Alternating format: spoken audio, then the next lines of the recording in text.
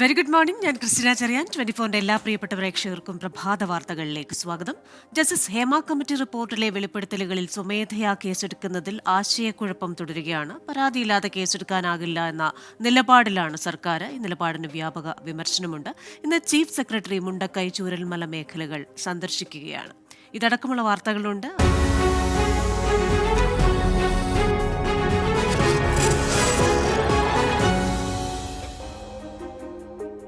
പ്രഭാത വാർത്തകളിൽ വിശദമായ റിപ്പോർട്ടുകളിലേക്കാണ്. ഗുജറാത്തിലെ സൂറത്തിൽ മെട്രോ നിർമ്മാണത്തിന്റെ കൂറ്റൻ ക്രെയിൻ തകർന്നു വീണ അപകടം. കെട്ടിടത്തിന് മുകളിലേക്കാണ് ക്രെയിൻ തകർന്നു വീണത്. ആർക്കും പരിക്കില്ല. ക്രെയിൻ വീഴുന്നതിന്റെ ദൃശ്യങ്ങൾ പുറത്തുവന്നു. വിവരങ്ങളുമായി മുംബൈയിൽ നിന്ന് ചേരുന്നത് ശ്രീനാഥ് ചന്ദ്രനാണ്. ശ്രീനാഥ്, വലിയൊരു അപകടമാണ്. നിരവധി പേർക്ക് ആപത്തുണ്ടാകാമായിരുന്നു. പക്ഷേ അത് തലനാരിഴയ്ക്കൊഴിവായി. എന്താണ് ഈ അപകടത്തിന് കാരണമായത്? മറ്റു വിവരങ്ങൾ? ഇന്നലെ വൈകിട്ടോടെ നടന്ന അപകടത്തിന്റെ ദൃശ്യങ്ങളാണ് ഇപ്പോൾ പുറത്തു വന്നിട്ടുള്ളത്. സൂറത്തിലെ തപോവത് സർക്കിളിൽ മെട്രോ നിർമ്മാണത്തിനിടെയാണ് ഈ അപകടം നടക്കുന്നത്. മെട്രോ നിർമ്മാണത്തിന്റെ ഭാഗമായി ഒരു വലിയ ഇരുമ്പ് ഭാഗം ഉയർത്തുന്നതിനിടെയാണ് രണ്ടു ക്രെയിനുകൾ ഉണ്ടായിരുന്നതിൽ ഒന്നിന് ബാലൻസ് തെറ്റുകയും സമീപത്തുണ്ടായിരുന്ന ഒരു ബംഗ്ലാവിലേക്ക് കെട്ടിടത്തിലേക്ക് മറിഞ്ഞു വീഴുകയും ചെയ്തത്. കെട്ടിടത്തിന് കേടുപാടുകൾ പറ്റിയെങ്കിലും ആർക്കും പരിക്കില്ല. അതിന് കാരണം കെട്ടിടത്തിൽ ഈ അപകടം നടക്കുന്ന സമയത്ത് ആരും ഉണ്ടായിരുന്നില്ല എന്നതാണ്. നേരത്തെ തന്നെ കെട്ടിടം വിൽപ്പന നടത്തുകയും അതുമായി ബന്ധപ്പെട്ട് ആളുകൾ ഒഴിഞ്ഞു പോവുകയും ചെയ്തതായിരുന്നു. അതുകൊണ്ട് മാത്രമാണ് വലിയൊരു ആപത്തിൽ നിന്ന് ഒഴിവായി പോകുന്നത്. അതേസമയം ക്രെയിൻ ഓപ്പറേറ്റർക്ക് പരിക്കേൽക്കുകയും ചെയ്തിട്ടുണ്ട്. ഈ സംഭവങ്ങളുടെ ദൃശ്യങ്ങളെല്ലാം തന്നെ ഈ ഘട്ടത്തിൽ പുറത്തു വരികയും ചെയ്തിട്ടുണ്ട്. ഇക്കഴിഞ്ഞ ജൂലൈ 30-ാം തീയതിയും സമാനമായ ഒരു തരത്തിൽ ക്രെയിൻ അപകടം ഇവിടെ നടന്നതാണ്. ഈ മെട്രോ നിർമ്മാണത്തിനിടെ ഏതാണ്ട് 20-22 ദിവസത്തിനിടെ ഉണ്ടാവുന്ന രണ്ടാമത്തെ സമാനമായ അപകടമാണ്. നേരത്തെ ജൂലൈയിൽ ഈ അപകടം ഇതുപോലെ ഒരു അപകടം ഉണ്ടായപ്പോൾ കാരണം കാണിക്കൽ നോട്ടീസൊക്കെ കരാറുകാരന് നൽകിയതാണ്. അതിനുശേഷവും തൊട്ടു പിന്നാലെ ഒരു മാസം കഴിയുന്നതിനുള്ളിൽ തന്നെ മറ്റൊരു അപകടം കൂടിയുണ്ട്. ഏതായാലും ഈ അപകട സമയത്ത് വീട്ടിൽ ആളുകൾ ഉണ്ടാവാത്തതാണ് വലിയൊരു ആപത്ത് ഒഴിവാവാൻ കാരണം. ശരി, മുംബൈയിൽ നിന്ന് വിവരങ്ങൾ നൽകുകയായിരുന്നു ശ്രീനാഥ് ചന്ദ്രൻ. ഹേമ കമ്മിറ്റി റിപ്പോർട്ടിന്റെ പശ്ചാത്തലത്തിൽ സ്വമേധയാ എടുക്കുന്ന വിഷയത്തിൽ ആശയക്കുഴപ്പത്തിലായി സർക്കാർ. പരാതിയില്ലാതെ കേസെടുക്കാനാവില്ല എന്നായിരുന്നു സർക്കാരിന്റെ ആദ്യത്തെ നിലപാട്. ഇതിനെതിരെ ഹൈക്കോടതി രൂക്ഷ വിമർശനം നടത്തിയതോടെ ചില മന്ത്രിമാർ കേസെടുക്കാൻ കഴിയുമെന്ന അഭിപ്രായവുമായി രംഗത്തെത്തി. ചില മന്ത്രിമാർ ഇപ്പോഴും കേസെടുക്കാൻ പരാതി നിർബന്ധം എന്ന വാദത്തിൽ ഉറച്ചു നിൽക്കുകയാണ്. മന്ത്രിസഭയ്ക്കുള്ളിൽ തന്നെ ഭിന്ന അഭിപ്രായം രൂപപ്പെട്ടതോടെ എന്തു ചെയ്യണം എന്ന പ്രതിസന്ധിയിലാണ് സർക്കാർ. സിനിമാ നയം രൂപീകരിക്കുന്ന കാര്യത്തിലും കോൺക്ലേവ് സംഘടിപ്പിക്കുന്ന കാര്യത്തിലും സർക്കാരിന് ഇതേ ആശയക്കുഴപ്പമുണ്ട്. ഇരകളെയും വേട്ടക്കാരെയും ഒന്നിച്ചിരുത്തി കോൺക്ലേവ് സംഘടിപ്പിച്ചാൽ തടയുമെന്ന് പ്രതിപക്ഷവും ഭീഷണി മുഴക്കിയിട്ടുണ്ട്.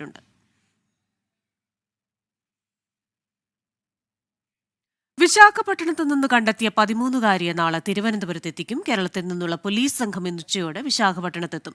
കുട്ടിയെ തിരുവനന്തപുരത്ത് എത്തിച്ചതിന് ശേഷമായിരിക്കും മാജിസ്ട്രേറ്റിന് മുന്നിൽ ഹാജരാക്കുക. കുട്ടി എന്തിനു വീട് വിട്ടിറങ്ങിയെന്ന കാര്യത്തിൽ വ്യക്തത വരുത്താൻ പോലീസ് കുട്ടിയുടെ മൊഴി വിശദമായി രേഖപ്പെടുത്തും. ഇതിനുശേഷമായിരിക്കും 13-കാരിയെ മാതാപിതാക്കൾക്കൊപ്പം വിടണമോ എന്നതിൽ അന്തിമ തീരുമാനമെടുക്കുക.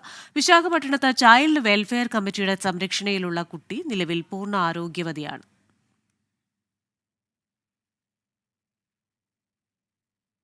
കൊൽക്കത്തയിൽ ജൂനിയർ ഡോക്ടറെ ബലാത്സംഗം ചെയ്തു കൊലപ്പെടുത്തിയ സംഭവത്തിലെ സുപ്രീംകോടതി ഇടപെടലിന്റെ പശ്ചാത്തലത്തിൽ യുണൈറ്റഡ് ഡോക്ടേഴ്സ് ഫ്രണ്ട് അസോസിയേഷൻ അടക്കമുള്ള സംഘടനകൾ വ്യാപകമായി നടത്തിവന്ന പ്രതിഷേധം പിൻവലിച്ചു. അതേസമയം നീതി ലഭിക്കും വരെ പിന്നോട്ടില്ല എന്നാണ് ആർജികർ മെഡിക്കൽ കോളേജിലെ ഡോക്ടർമാരുടെ നിലപാട്. ഇന്ന് ആർജികർ മെഡിക്കൽ കോളേജിൽ നിന്നുള്ള പ്രതിനിധി സംഘം CBI ഉദ്യോഗസ്ഥരെ കണ്ട് നിവേദനം നൽകും. CISF സുരക്ഷ ഏർപ്പെടുത്തിയെങ്കിലും മെഡിക്കൽ കോളേജിലെ മാഫിയ സംഘം സജീവമെന്ന് ഡോക്ടേഴ്സ് ആരോപിച്ചു. അന്വേഷണ പുരോഗതി സംബന്ധിച്ചും പ്രതിനിധി സംഘം CBIയിൽ നിന്ന് വിശദീകരണം തേടും. ശനിയാഴ്ച വൻ കൺവെൻഷൻ വിളിക്കുമെന്നും ആർജികറിലെ സമരക്കാർ അറിയിച്ചു. അതേസമയം മുൻ പ്രിൻസിപ്പൽ സന്ദീപ് ഘോഷ് അടക്കം 6 പേരെ നുണപരിശോധനയ്ക്ക് വിധേയമാക്കാൻ CBIക്ക് കോടതിയിൽ നിന്നും അനുമതി ലഭിച്ചു. സന്ദീപ് ഘോഷിനെ കൂടാതെ 4 ജൂനിയർ ഡോക്ടേഴ്സ്, മുഖ്യപ്രതി സഞ്ജയ് റോയിയുടെ സുഹൃത്തായ സിവിക് വോളണ്ടിയർ എന്നിവരെയാണ് നുണപരിശോധനയ്ക്ക് വിധേയമാക്കുക. ഡൽഹി മദ്യനയ അഴിമതി കേസിൽ ജയിലിൽ കഴിയുന്ന അരവിന്ദ് കെജ്രിവാളിന്റെ ഹർജി സുപ്രീംകോടതി ഇന്ന് വീണ്ടും പരിഗണിക്കും. ഡൽഹി ഹൈക്കോടതി ഉത്തരവിനെതിരെയാണ് അരവിന്ദ് കെജ്രിവാൾ സുപ്രീംകോടതിയെ സമീപിച്ചത്. തന്നെ അറസ്റ്റ് ചെയ്ത CBI നടപടി നിയമവിരുദ്ധമാണെന്നാണ് അരവിന്ദ് കെജ്രിവാളിന്റെ വാദം. ഇക്കാര്യത്തിൽ ഒരു വീഴ്ചയും സംഭവിച്ചിട്ടില്ലെന്നും ഭരണഘടനാപരമായാണ് പ്രവർത്തിച്ചതെന്നുമാണ് CBIയുടെ നിലപാട്. അരവിന്ദ് കെജ്രിവാളിന്റെ ജാമ്യ ഹർജിയെ എതിർത്ത് CBI ഇന്ന് വിശദമായ സത്യവാങ്മൂലം സമർപ്പിച്ചേക്കും. CBI നടപടികൾ വിചാരണ വൈകിപ്പിക്കാൻ ഉദ്ദേശിച്ചുകൊണ്ടുള്ളതാണെന്ന് അരവിന്ദ് കെജ്രിവാളിന്റെ അഭിഭാഷകൻ സുപ്രീം കോടതിയിൽ പരാതിപ്പെട്ടിട്ടുണ്ട്. കെജ്രിവാളിന് ഈ കേസിൽ ജാമ്യം ലഭിച്ചാൽ ആം ആദ്മി പാർട്ടിക്ക് അത് വലിയ രാഷ്ട്രീയ ഊർജ്ജമായി ഈ ഘട്ടത്തിൽ മാറും. റഷ്യ യുക്രൈൻ യുദ്ധത്തിനിടെ പ്രധാനമന്ത്രി നരേന്ദ്രമോദി ഇന്ന് യുക്രൈൻ സന്ദർശിക്കും. 2 ദിവസത്തെ പോളണ്ട് സന്ദർശനത്തിന് ശേഷം ട്രെയിൻ മാർഗമാണ് മോദി യുക്രൈനിലെത്തുന്നത്. 10 മണിക്കൂർ ട്രെയിനിൽ യാത്രയ്ക്ക് ശേഷം പ്രധാനമന്ത്രി കീവിലെത്തും. യുക്രൈൻ റിപ്പബ്ലിക് സ്ഥാപിതമായതിനു ശേഷം ആദ്യമായാണ് ഒരു ഇന്ത്യൻ പ്രധാനമന്ത്രി യുക്രൈൻ സന്ദർശിക്കുന്നത്. യുക്രൈൻ പ്രസിഡന്റ് വൊളോദിമീർ സെലൻസ്കിയുമായി കൂടിക്കാഴ്ച നടത്തുന്ന പ്രധാനമന്ത്രി നിരവധി ധാരണാപത്രങ്ങളിൽ ഒപ്പിട്ടേക്കും. റഷ്യ യുക്രൈൻ യുദ്ധം നടക്കുന്നതിനിടെ പ്രധാനമന്ത്രി നരേന്ദ്രമോദി കഴിഞ്ഞ മാസം റഷ്യ സന്ദർശിച്ചത് വിമർശനങ്ങൾക്കിടയാക്കിയിരുന്നു. ഇതിന് പിന്നാലെയാണ് പ്രധാനമന്ത്രി യുക്രൈൻ സന്ദർശിക്കുന്നത്. മുണ്ടക്കൈ ചൂരൽമല ഉരുൾപൊട്ടൽ ദുരന്തബാധിതരുമായി ചീഫ് സെക്രട്ടറി വി വേണു ഇന്ന് സംവദിക്കും. ദുരന്തബാധിതർ നേരിടുന്ന പ്രയാസങ്ങളും പരാതികളും നേരിട്ട് മനസ്സിലാക്കുക എന്നതാണ് ലക്ഷ്യമിടുന്നത്. തുടർന്ന് റിപ്പോർട്ട് സമർപ്പിക്കും. ദുരന്തബാധിതരിലെ യുവജനങ്ങൾക്കായുള്ള സർക്കാരിന്റെ തൊഴിൽ മേളയ്ക്ക് വയനാട്ടിൽ തുടക്കമാകും. റവന്യൂ മന്ത്രി കെ രാജൻ ഉദ്ഘാടനം ചെയ്യും. ക്യാമ്പിൽ കഴിയുന്നവരിൽ 19 കുടുംബങ്ങൾ കൂടി ഇന്ന് വാടക വീടുകളിലേക്ക് മാറും. മുസ്ലിം ലീഗിന്റെ ആദ്യഘട്ട സഹായ വിതരണം മുനവർ അലി ശിഹാബ് തങ്ങൾ ഉദ്ഘാടനം ചെയ്യും. ഇടുക്കി കട്ടപ്പന കല്യാണത്തിണ്ടിൽ വയോധികയ്ക്ക് ലൈഫ് മിഷനിൽ അനുവദിച്ച വീട് നിർമ്മിക്കാൻ തടസ്സവുമായി റവന്യൂ വകുപ്പ്. പതിറ്റാണ്ടുകളായി താമസിക്കുന്ന ഭൂമിയുടെ രേഖകൾ നൽകാൻ റവന്യൂ വകുപ്പ് തയ്യാറാകുന്നില്ല. ഏത് നിമിഷവും ഇടിഞ്ഞു പൊളിഞ്ഞു വീഴാറായ കെട്ടിടത്തിലാണ് ചന്ദ്രിക സുകുമാരന്റെ താമസം.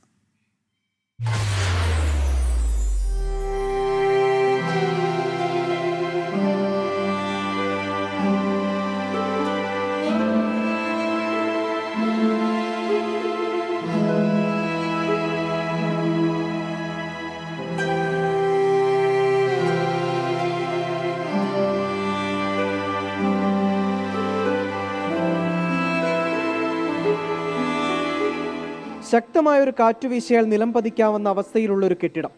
മഴ കനത്തു പെയ്താൽ അന്തി ഉറങ്ങാൻ ചന്ദ്രികയ്ക്ക് തൊട്ടടുത്ത വീടുകൾ ആശ്രയിക്കണം.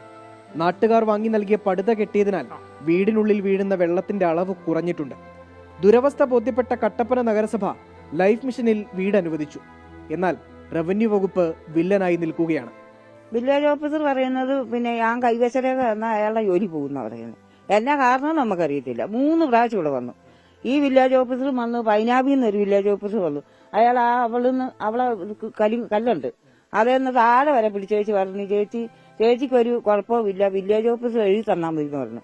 ഇയാൾ അടുത്ത് ചെല്ലുമ്പോൾ ഇയാൾ ഇത് പറയുന്നത് കൈവശരേഖ തരാൻ പറ്റിയല്ല. 40 വർഷത്തിലധികമായി താമസിക്കുന്ന ഭൂമി ചന്ദ്രികയുടേതല്ല, റവന്യൂ വകുപ്പിന്റേതെന്നാണ് വാദം. ഒരു 3 സെന്റിന് കൈവശമെങ്കിലും അനുവദിക്കുമോ എന്ന് കേണപേക്ഷിക്കുകയാണ് ഈ വിധവ. സത്യം പറയാം, എനിക്ക് 1 സെന്റ് സ്ഥലം എല്ലാവരും തന്ന ഇതിന്റെ അകത്ത് ഒരു ദിവസം എനിക്ക് വരവെച്ച് കിടന്നാൽ മതി. അതേ ഉള്ളൂ എനിക്കൊരാഗ്രഹം. അറിയാവോ, ഞാൻ അതുപോലെ ഈ മഴ കഴിയുമ്പോൾ ഞാൻ ഇതിലൂടെ കിടന്ന് ഓടുന്നത്. കാശില്ലാത്തവര് അങ്ങനെ കിടന്നോണം, പാവങ്ങളല്ലേ. അവരൊക്കെ തന്നെ വന്നാലും ആരും ഒന്നും നോക്കുകയില്ല, ചോദിക്കുകയില്ല. അറിയാവോ, ഇതിന്റെ അകത്ത് ഇനി വീട് കിട്ടില്ല, ഇതിന്റെ അകത്ത് തന്നെ കിടന്ന് മരിക്കാന്നേ ഉള്ളൂ, അല്ലാതെ ഒരു കാര്യവും ഇല്ല.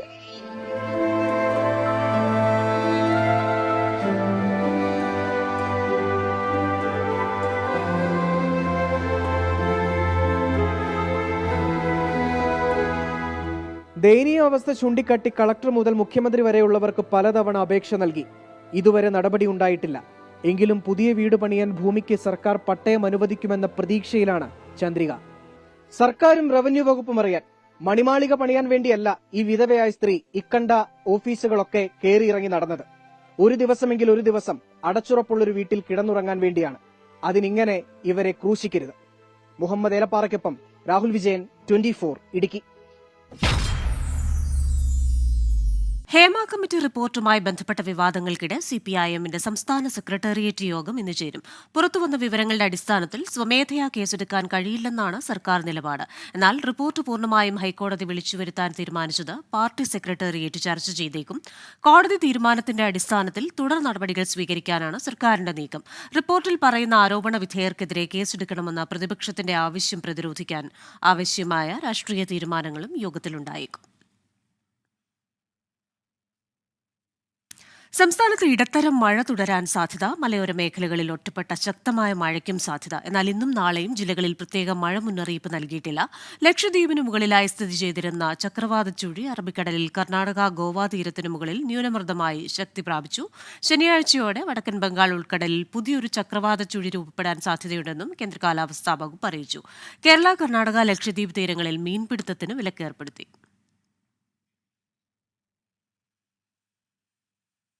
കൊച്ചിയിൽ ഇരുചക്ര വാഹനങ്ങൾ കൂട്ടിയിടിച്ച് 2 യുവാക്കൾക്ക് ഗുരുതര പരിക്ക്. കുണ്ടന്നൂർ തേവരപ്പാലത്തിൽ ഇന്നലെ അർദ്ധരാത്രിയായിരുന്നു അപകടം. വിവരങ്ങളുമായി കൊച്ചിയിൽ നിന്ന് അശ്വിൻ പാലാഴി ചേരുകയാണ്. അശ്വിൻ, ഈ അപകടത്തിന്റെ കാരണം എന്താണ്? യുവാക്കൾ ഇപ്പോൾ എവിടെയാണ്? ഇവരുടെ ആരോഗ്യനില എങ്ങനെയാണ്? ക്രിസ്ത്യന, അർദ്ധരാത്രിയിൽ ഈ അപകടം ഉണ്ടാകുന്നത് അർദ്ധരാത്രിയിലാണ്. മറ്റൊരു വാഹനത്തെ ഓവർടേക്ക് ചെയ്യുന്നതിനിടെയാണ് ഈ ഇരു ബൈക്കുകൾ, എതിർ ദിശയിൽ വന്ന 2 ബൈക്കുകൾ തമ്മിൽ കൂട്ടിയിടിക്കുന്നത്. എറണാകുളം സ്വദേശിയായ ഷിഫാസ്, ഒപ്പം മരട് സ്വദേശിയായ നസീബ് എന്നീ 2 പേർക്കാണ് പരിക്കേറ്റത്. നാട്ടുകാർ ചേർന്ന് ഇരുവരെയും സ്വകാര്യ ആശുപത്രിയിൽ പ്രവേശിപ്പിച്ചു. ഇതിൽ ഷിഫാസിന്റെ നില അല്പം ഗുരുതരമാണ് എന്നുള്ളതാണ് ആശുപത്രിയിൽ നിന്ന് പറയുന്നത്. ഈ മറികടക്കുന്നതിനിടെ എതിർദിശയിൽ വന്ന നസീബിന്റെ സ്കൂട്ടറിലേക്കാണ് ഷിഫാസിന്റെ ബൈക്ക് ഇടിച്ചു കയറിയത്. ഷിഫാസിന്റെ ബൈക്കിന്റെ മുൻവശം പൂർണ്ണമായും തകർന്നിട്ടുണ്ട്. ഈ വീഴ്ചയിൽ, ഈ ഇടിയുടെ ആഘാതത്തിൽ ഷിഫാസ് മറ്റൊരു അല്പ ദൂരത്തേക്ക് തെറിച്ചു വീഴുകയായിരുന്നു. എന്തായാലും പോലീസ് സംഭവത്തിൽ നടപടികൾ സ്വീകരിച്ചിട്ടുമുണ്ട്. ക്രിസ്ത്യൻ, ശരി. കൊച്ചിയിൽ നിന്ന് വിശദാംശങ്ങൾ നൽകിയത് അശ്വിൻ പാലാഴിയാണ്. പ്രവാസികൾ നാടിന് നൽകുന്ന സംഭാവനകൾ ചെറുതല്ല. കേരള രൂപീകരണത്തിനു മുൻപേ രൂപീകരിക്കപ്പെട്ട ഒരു പ്രവാസി സംഘടനയുണ്ട് ബഹ്റൈനിൽ. ബഹ്റൈൻ കേരളീയ സമാജം. ഹാർമണി 2024 എന്ന പേരിൽ സംഘടിപ്പിച്ച പ്രവാസി കുടുംബ സംഗമം തലമുറകളുടെ സംഗമമായി. കടലിനക്കരെയാണ് ഗൾഫെന്ന് പറഞ്ഞു കേട്ടിരുന്ന കാലം. കപ്പൽ കയറി കരപിടിച്ച് ബഹ്റൈനിലെത്തിയവർ മുതൽ പുതുതലമുറയിൽപ്പെട്ടവർ വരെ ഒത്തുചേർന്നു. ഹാർമണി 2024 എന്ന പേരിൽ ബഹ്റൈൻ കേരളീയ സമാജം ഒരുക്കിയ പ്രവാസി കുടുംബ സംഗമത്തിലൂടെ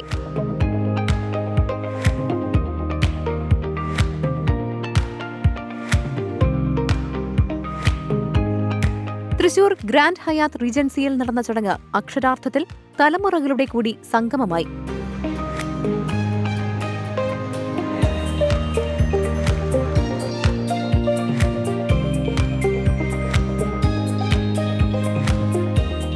രാജ്യത്തെ സാമ്പത്തികമായി മുന്നോട്ട് നയിക്കുന്നതിൽ പ്രവാസികൾ വഹിക്കുന്ന പങ്ക് വലുതാണെന്ന് ഗോവ ഗവർണർ PS ശ്രീധരൻപിള്ള. വികസിത രാജ്യങ്ങൾ, ഡെവലപ്ഡ് കൺട്രീസിനേക്കാൾ ഒരു പണത്തൂക്കം മുന്നിൽ നിൽക്കുന്നു ഇന്ത്യ എന്നുള്ളത് ഏതെങ്കിലും ഒരു ഭരണകൂടത്തിന് താൽക്കാലികമായ നേട്ടമല്ല, അനുസ്യൂതമായ നമ്മുടെ പുരോഗതിയുടെ ഭാഗമാണ്. അതിലൊക്കെ പങ്കുവഹിക്കുന്ന ആളുകൾ നമ്മുടെ കേരളത്തെ സംബന്ധിച്ചിടത്തോളം 1ാം സ്ഥാനത്ത് നിൽക്കുന്നത് നമ്മുടെ പ്രവാസി മലയാളികളാണ്. കുടുംബസംഗമം മന്ത്രി റോഷി അഗസ്റ്റിൻ ഉദ്ഘാടനം ചെയ്തു. ചടങ്ങിൽ വയനാട് ദുരന്തബാധിതർക്കായുള്ള ധനസഹായം റവന്യൂ മന്ത്രി K രാജന് കൈമാറി. ബഹ്റൈൻ കേരളീയ സമാജം പ്രസിഡന്റ് PV രാധാകൃഷ്ണപിള്ള അധ്യക്ഷനായി. NK പ്രേമചന്ദ്രൻ MP, മുൻ MP രമ്യ ഹരിദാസ്, സാഹിത്യകാരന്മാരായ T Padmanabhan, Benyamin, general convener Jose Puthukkadan, സമാജം general secretary Varghese Karakkal, youth Congress സംസ്ഥാന വൈസ് പ്രസിഡന്റ് അബിൻ വർക്കി തുടങ്ങിയവർ സംസാരിച്ചു. ബഹ്റൈനിലെ സംരംഭകരായ VD Thankachan, NB Prashanth, Koshy Abraham, PK Raju, Rajan Warrier എന്നിവർക്ക് ഗവർണർ PS ശ്രീധരൻപിള്ള അവാർഡുകൾ സമ്മാനിച്ചു. സംസ്ഥാനത്തിന്റെ വിവിധ ഭാഗങ്ങളിൽ നിന്നായി 700ഓളം പേർ പങ്കെടുത്തു. 24 തൃശൂർ. പ്രഭാത വാർത്തകളുടെ സമയം പൂർണ്ണമാവുകയാണ്.